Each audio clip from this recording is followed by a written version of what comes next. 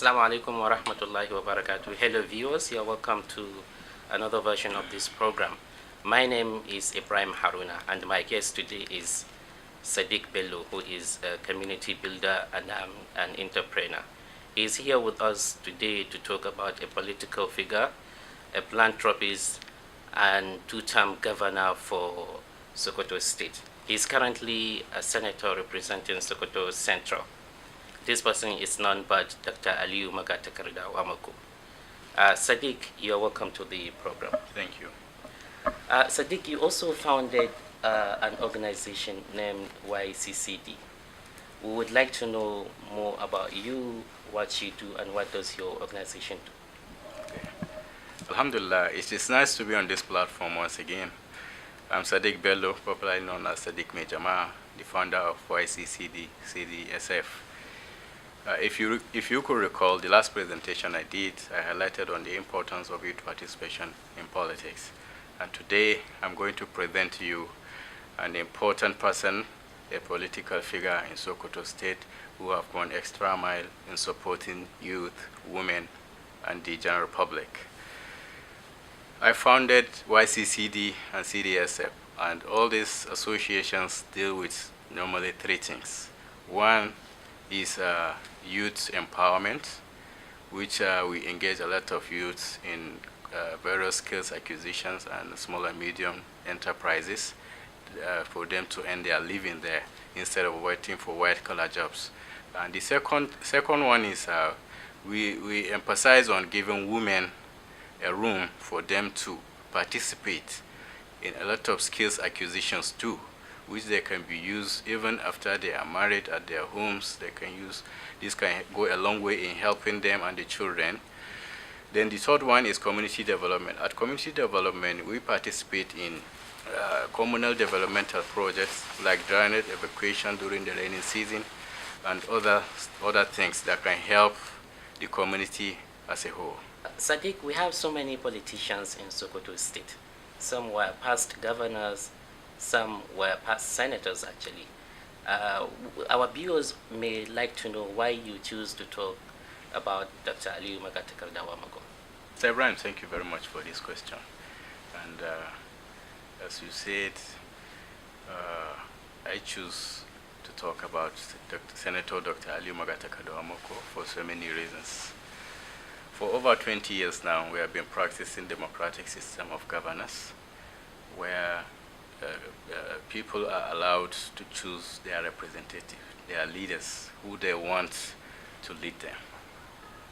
And democracy as a system of governance entails so many things, ranging from provision of infrastructure, provision of security, provision of employment opportunities, and so on. And as 2019 elections are approaching, people need to choose leaders again. And I believe that is the reason why I choose to highlight on this our able senator, what he does and why I think he is good for the job. Firstly, if you look at him, he is a grassroots politician who believes in staying with his people all through. He can spend 20, 30 days in Sokoto, and day and night when you go to his house, anywhere he is, you see people around. And that's the only thing that will enable him to know what's wrong with the people, their problems, and how to solve them. But a lot of people will rather run away and be Abuja senators. He is there for his people always.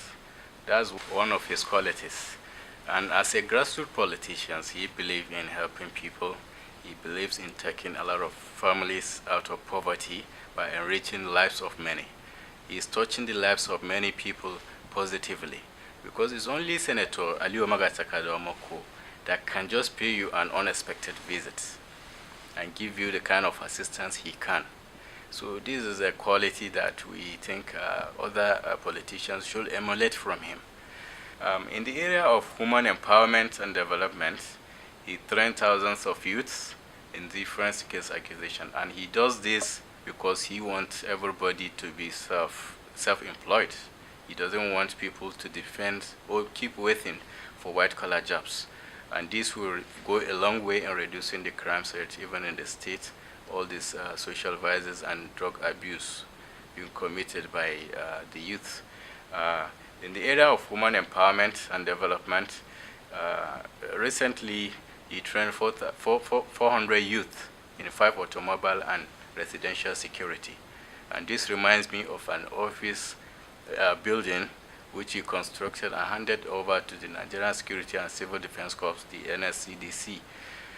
And this goes a long way in reducing crimes rate in the area and in the state generally. Recently again, he trained 600 unemployed youth in the state.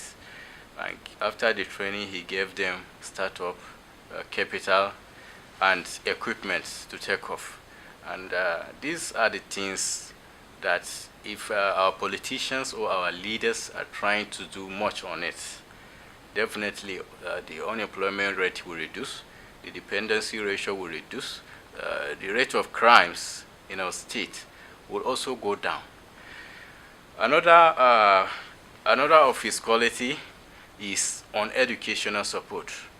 Senator WAMAKKO sponsors students to various institutions, both in Nigeria and abroad. He sponsored 50 students in ISPOF, Benin University of Benin Republic. He sponsored 40 in Madam Abacha American University in Maradi, that's Niger Republic. He sponsored another 52 to Al-Hikmah and Crown Hill Universities, both in Kwara State. He sponsored another 25 at Lahore University in Pakistan to study various courses of undergraduate and postgraduate studies. That is why we refer to him as Senator Without Border and the Sokoto political designer. Sadiq, you just referred to Dr. Aliyu WAMAKKO as Senator Without Border. Yeah, what exactly do you mean by that term? By saying Senator Without Border, we believe in Sokoto State we have 3 senators, and each of them have his own constituency. So if you look at Senator Aliyu WAMAKKO, he treats everybody equally. That's why in one of his quotes, he was saying that I regard the entire Sokoto State as my constituency, because irrespective of where you come from, which local government you come from, which constituency you come from, he will attend to you and he will give you much needed attention. He doesn't discriminate from anybody so far you are from Sokoto State. That's why I refer to him as Senator Without Border. Sadiq, from what we can see on social media and what we can hear from TV stations and radio stations, some people have the opinion that it is very hard for Dr. Aliyu WAMAKKO and APC to succeed politically in Sokoto State. And this is because they are not the ruling party. So we would like to know what's your take on this. Does that really matter anyway? Yeah, maybe it matters. Because from experience, we know that 2015 taught us a lesson that the votes of the masses counts, not like before. PMB, that's President Muhammadu Buhari, said that in 2015, God intervened and technology came in.